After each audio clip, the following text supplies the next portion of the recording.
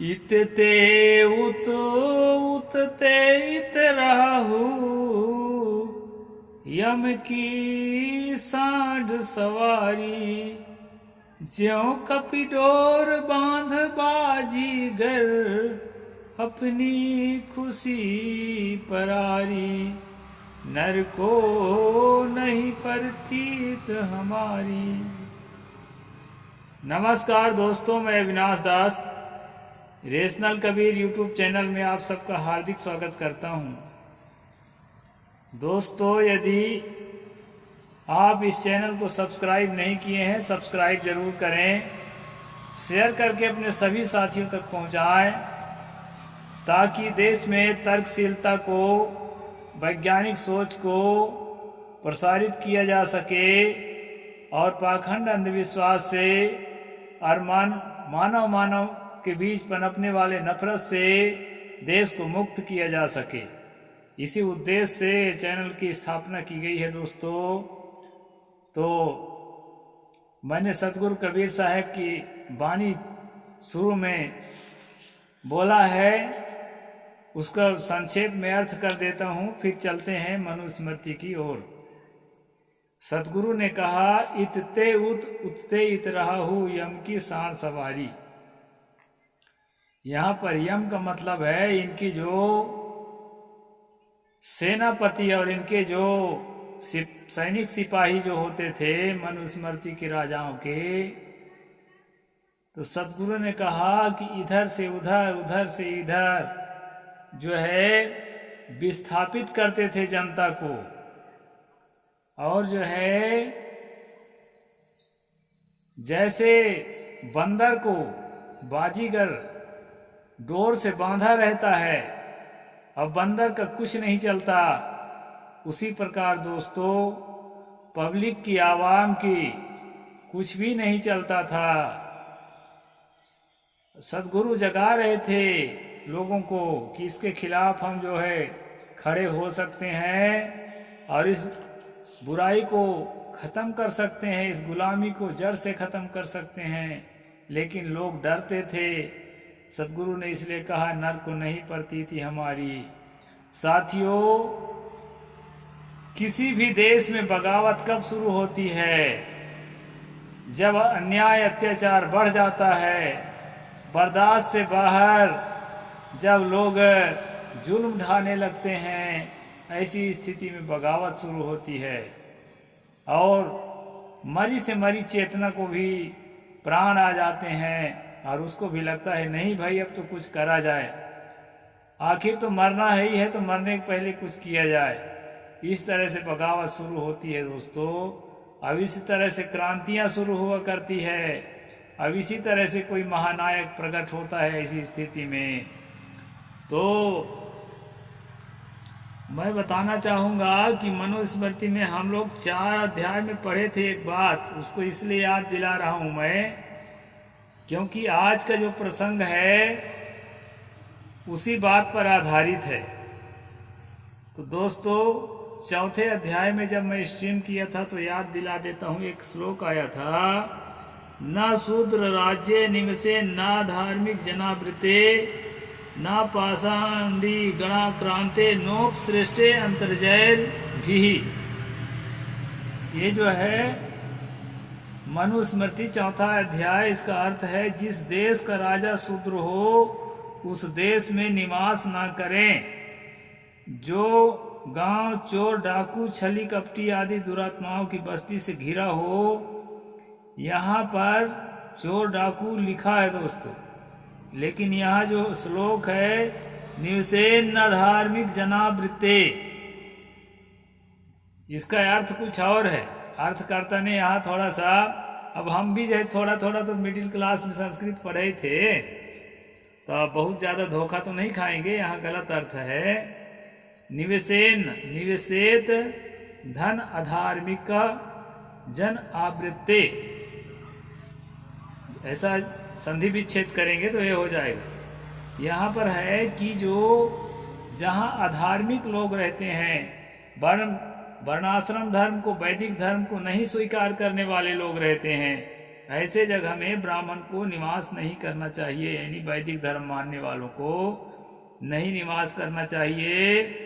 तथा जिस देश का राजा शूद्र हो, ओबीसी SC ST में से कोई भी हो, जाट गुर्जर मराठा या तेली कुर्मी काछी या चमार दुसाद या जो भी जिनको एक अपने भाषा में शूद्र कहते हैं, इनमें से कोई भी जो है समुदाय का आदमी यदि राजा बन गया हो, प्रधानमंत्री बन गया हो, राष्ट्रपति बन गया हो, उस राज में नहीं रहना चाहिए, बोरिया बिस्तर बांध करके चले जाना चाहिए, ऐसा मनु ने कहा था। इन लोगों का दुर्भाग्य ही है कि अभी कई पीढ़ियों से शूद्रों का राज है भारत में। महामहिम रामनाथ कोविंद जी भी शूद्र थे जो राष्ट्रपति थे, और फिर जो है माता जी जो है महामहिम मुर्मू जी, वो भी शूद्र हैं जो राष्ट्रपति हैं। और मोदी भी अपने को कई जगह कहते हैं कि मैं ओबीसी का बच्चा हूँ। अभी छत्तीसगढ़ चुनाव में भी 1-2 जगह कह रहे थे। तो दोस्तों, शूद्र का राज तो अभी कई वर्षों से है। यदि सच्चा हिंदू है, सच्चा वैदिक है, सच्चा धर्म को मानने वाले हैं तो बोरिया बिस्तर बांध बांध के चले जाना चाहिए। लेकिन मैं जो है किसी को इस तरह चले जाते हुए नहीं देखता, और मैं अपनी ओर से नहीं कहता। अगर अपने गुरु के सच्चे लाल है तब, और मेरे सच्चे साथी हैं तो मैं तो कहता हूँ भाई सब मिलजुल कर रहो, क्योंकि सतगुरु कबीर साहब ने कहा था, को हिंदू को तुरुक कहावा, एक जिमी पे रहिए, एक धरती पर मिल बांट कर बड़े प्रेम से रहो। एक बूंद से सृष्टि रची है, को ब्राह्मण को शूद्रा, कौन ब्राह्मण है कौन शूद्र है। एक ही प्रकार के रजवीर्य के बिंदु से शरीरों की रचना हुई है, इसलिए सब एक जगह रहो, आपस में मिल बांट कर खाओ और प्रेम से रहो और उन्नति करो, ऐसा कबीर साहब ने कहा था। दोस्तों, मैं तो कह ही नहीं सकता कि चले जाओ, लेकिन इनका गुरु अगर कह रहा है और इनको लगता है कि चले जाना चाहिए, तो भाई हम लोग जबरदस्ती नहीं रोकते किसी को। जिसे जाना है वो जा सकता है। तो ये तो 4था अध्याय में है, इसको मैं बोल चुका था, लेकिन जो है प्रसंग आ गया दोस्तों, तो इसको मैं पुनरावृत्ति किया हूँ।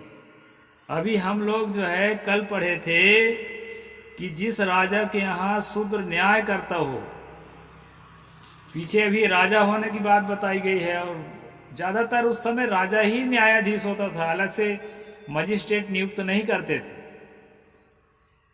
तो मान लीजिए मजिस्ट्रेट भी है, अगर न्याय कर रहा है शूद्र जाति का आदमी, तो उस देश में जो है या उस देश का राजा देश पंख में धसी हुई गौ के भांति कलेश पाता है। ये बात हम कल पढ़े थे कि गाय जो है, कीचड़ में धसी हुई गाय जिसके चारों पैर धसे हुए हों और वहीं सड़ करके मर जाती है, दाना भूसा बिना, कोई निकालने वाला के बिना। उसी प्रकार यह देश उस धसी हुई गाय की तरह हो जाएगा ये देश, यदि शूद्र को जो है वकील या मजिस्ट्रेट बनाएंगे तो, किसी ओबीसी को। और कल मैंने उदाहरण ही दिया था कि बिलासपुर जो है हाई कोर्ट में मेरी स्वयं की मेरी बेटी यानी मेरी भतीजी लॉयर है, तो हम शूद्र हैं, तो कौन सा देश जो है धंसा जा रहा है। और हमारे जैसे बहुत लोग शूद्र मजिस्ट्रेट भी हैं, न्यायाधीश भी हैं, और क्या नाम के वकील भी हैं, और तमाम पदों पर हैं, तो कौन सा देश नरक में जा रहा है। तो ये जो है इस तरह से बात जो है दोस्तों मनुस्मृति में कल हम पढ़े थे। आज उसी प्रसंग को थोड़ा सा आगे बढ़ाऊंगा मैं। यहाँ कहता है, यद्राष्ट्रम शूद्र भूयिष्ठम नास्तिकांतरा मध्यजम विनश्यस्त्यासु तत्कृष्णम दुर्भिक्ष व्याधि पीड़ितम। यहाँ डर दिखाया गया है दोस्तों। डर उसी को लगता है जो तर्कशील ना हो। मैं रैशनल कबीर यूट्यूब चैनल इसलिए चलाता हूँ कि आप तर्कशील बने, जिस चीज को जान जाते हैं, जिसकी ताकत को जान जाते हैं कि इसके पास कितनी ताकत है, उस चीज से हमको डर नहीं लगती है, डर नहीं लगता। हम एक मेढक को नहीं डरते क्योंकि उसमें विष नहीं है, ये भी हम जान रहे हैं, और कमजोर प्राणी है भी हम जान रहे हैं। लेकिन छोटा सा सांप को हम डरते हैं क्योंकि वो है तो छोटा सा लेकिन जहरीला है। तो हमारा डर दोस्तों, कुत्ता से नहीं डरते हैं, हम एक डंडा से निपट लेते हैं, जबकि शेर से एक डंडा से निपटना मुश्किल है। जंगली शेर से, पालतू शेर की बात नहीं कर रहा हूं। तो हम जिस चीज के मर्म से जान लेते हैं, उस चीज के प्रति हमारा डर जो है खत्म हो जाता है, और डर रहता भी है तो उसके लिए है युक्ति मतलब उपाय हम सोच लेते हैं और उपाय कर लेते हैं कि इससे कैसे बचा जाए। तो डर से बचने के लिए तर्क ही एक रास्ता है। तथ्य तक हम पहुंच जाएंगे तो हमारा डर समाप्त हो जाता है। तो दोस्तों, संसार की चीजों के तथ्य तक तो आप पहुंच ही जाते हैं किसी न किसी तरह से, लेकिन जो संसार से अलग चीजें बताई गई है मनुस्मृति या किसी भी धर्म ग्रंथ में, आकाशी देवता है, आकाशी भगवान है, आकाशी कोई अलौकिक अदृश्य शक्ति है, वो जो है ना प्रकोप करती है आप पर, जो है आपके ऊपर, आपके गांव के ऊपर, आपके शहर के ऊपर, आपके जाति के ऊपर, आपके परिवार के ऊपर जब वो प्रकोप करती है तो उससे आपको पीड़ा मिलती है। और उससे निपटने के लिए दोस्तों, क्योंकि आप उसके बारे में जानते नहीं है, देखे भी नहीं है, तो आपको डर होना स्वाभाविक है। और उस डर के कारण आप जो है ऐसे आदमी के पास जाएंगे जो दावा करता होगा कि हाँ भाई, इस डर से हम आपको निकाल सकते हैं, आने वाले अनिष्ट से आपको पत्रा पंचांग के द्वारा, झाड़ फूंक के द्वारा, तंत्र मंत्र के द्वारा या किसी तरह आपको ठीक कर सकते हैं।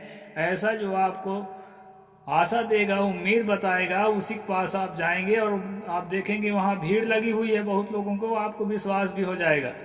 जैसे बागेश्वर धाम जाते हैं लोग विश्वास करके। तो इस प्रकार दोस्तों ये अनिष्ट का भय दिखाते हैं। और वो अनिष्ट किस कारण से होगा वो भी बता रहे हैं। जिस देश में शूद्र की संख्या अधिक हो गई हो, यानी ओबीसियों की जनसंख्या बढ़ गई हो, और नास्तिकों से आक्रांत हो। नास्तिक मतलब ईश्वर को नहीं मानने वाले, मेरे जैसा आदमी और जो है जहाँ एक भी ब्राह्मण ना हो। हमारे चरोटा गांव में, आसपास के गांव में तो है, लेकिन हमारे चरोटा गांव में सही में नहीं है एक को ब्राह्मण जाति वाला। और जातीय वाला तो होता है, और अलग से कौन ब्राह्मण होगा, एक भी नहीं है। तो वह सारा देश शीघ्र ही दुर्भिक्षी, रोग और पीड़ा से पीड़ित होकर नष्ट हो जाता है। अगर वहां ब्राह्मण नहीं है, देखो ब्राह्मणों को खाने के लिए, उनकी सुरक्षा के लिए राजा को भयभीत कर रहा है मनु कि ब्राह्मण रखना जरूरी है। और क्या जरूरी है? और जरूरी है शूद्रों और नास्तिकों जनसंख्या कम करना, बढ़ने न पाए इनकी जनसंख्या। वो कहा है ना, जब जब हो ही धर्म की हानि, बाढ़ा ही असुर अधम अभिमानी, तुलसी ने कहा। तो कैसे बाढ़ा ही मालूम? अब ये अधम कौन है मालूम? उसी मानस में निकाल लें आप उत्तरकांड में। जे वर्णाधम तेली कुम्हारा, सुपच किरात कोल कलवारा, ये 6 ओबीसी की जातियों को गिना है। उदाहरण के लिए मानो सारे ओबीसी और SC ST, ये इन लोगों के कहते हैं अगर जनसंख्या बढ़ती है, बाढ़ा ही असुरधम अभिमानी, तो उसको नष्ट करने के लिए भगवान को जन्म लेना पड़ता है, अवतार लेना पड़ता है। तो यहाँ पर जो है मनु ये कह रहे हैं कि शूद्रों की संख्या जहाँ ज्यादा हो जाए और जो है ईश्वर को नहीं मानने वालों से आक्रांत हो जाए, हमारे जैसे प्रचारक लोग हो जाए, रेशनल, तर्कशील, एथिस्ट, कहीं ईश्वर उश्वर देवता होता नहीं होता है, ये सब ढोंग है, ऐसा कहने वाले जहाँ हो जाए, तो मनु कहते हैं वैसी स्थिति में जो है क्या हो कि उस देश में दुर्भिक्ष होता है, मतलब अकाल पड़ता है। एक तो बहुत पानी बरसने लगता है, एक तो पानी ही नहीं बरसता है, एक तो भूकंप, ज्वालामुखी फटने लगता है, यानी प्राकृतिक प्रकोप भगवान द्वारा होने लगता है। इसलिए राजा को चाहिए कि शूद्रों की जनसंख्या को ज्यादा न बढ़ने दे और नास्तिकों के प्रचार को कंट्रोल करे। यह है मनु का साम्राज्य दोस्तों। यानी सत्य को जनता ना जानने पाए, झूठ के अपने जो धर्म के, जो मैं कहा था ना अफीम का गोला, उस अफीम के गोला में आपको टुन्न रखा जाए नशा में। ये जो है मनु चाहते हैं, जहां एक भी ब्राह्मण ना हो वह सारा देश ही शीघ्र नष्ट होने वाला है। पीड़ा से पीड़ित होकर के, बीमारी से पीड़ित होकर के उस देश का नाश होगा। इसलिए जो है ना अभी देखो ना कितना सारा ब्राह्मण को लेके, और जो है वो क्या दंड कहते हैं, सेंगोल दंड, उसको लेकर के जो है साष्टांग दंडवत कर रहे थे हमारे देश के मनुवादी राजा, और नया संसद का स्थापना कर रहे थे। विधवा होने के कारण देश के सब सर्वोच्च पद में बैठी हुई महिला, आदिवासी होने के कारण और विधवा होने के कारण देश के राष्ट्रपति को भी वहां नहीं घुसने दिया गया। दोस्तों, ये जो डर है ना, मनु का दिमाग में डाला हुआ डर, ये डर जो है आपको इस तरह करने के लिए विवश करता है। और ये डर को जो है ना एक बड़ा आदमी डर करके बताता है, और जनता को जो है विश्वास दिलाना चाहता है कि ऐसा होता है। इसलिए शकुन अपशकुन को मानना चाहिए। इसलिए जो है मनु के विधान को मानना चाहिए। ऐसा जो है धीरे धीरे आपके दिलो दिमाग को ब्रेन वॉश किया जा रहा है, ये आपके समझ में नहीं आता। इसलिए तर्कशील बनो। इस रैशनल कबीर यूट्यूब चैनल को और अन्य भी तर्कशील चैनलों को प्रमोट करो, पूरे देश में फैलाओ दोस्तों, ताकि जो है डर खत्म हो। और डर किससे रहे हैं? कुछ नहीं से। डरने वाली चीज से तो नहीं डर रहे हैं, जो कुछ भी नहीं है उसी से डर रहे हैं। तो ये जो है ना, इसी डर से सदगुरु कबीर साहेब जो है आपको निकाल रहे थे। साहेब कबीर अभय पददाता, पूरन परक समय, तर्क के, पूर्ण तर्क के, कहना चाहिए कि समय है, मतलब पूरी तरह से तर्कशील है कबीर, जिसमें जो है आपका डर खत्म होता है। एक कबीर के नाम से ये आर्य समाजी लोग और कई पंथों के लोग उल्टा पुल्टा राम भगत और तमाम धर्म वरम की बात जो है थोपते हैं ना, अफीम का गोला, वो सच नहीं है दोस्तों। आप लोगों को समझना चाहिए। इसलिए मैं जो है रैशनल कबीर यूट्यूब चैनल चलाता हूँ। यहाँ पर श्लोक नंबर 22 8वां अध्याय का आज एक ही श्लोक पर बात करूंगा, क्योंकि ये विशेष है और यहाँ से विषय भी चेंज होता है। तो दोस्तों 8वां अध्याय जो है दंड विधान का अध्याय है। पूरा इसको देखिए, हर रोज देखिए आगे कैसे कैसे दंड है, शूद्र के लिए, स्त्री के लिए, ब्राह्मण के लिए, किस अपराध में किस दंड है, किस प्रकार का दंड है, वो सब मैं बताऊंगा।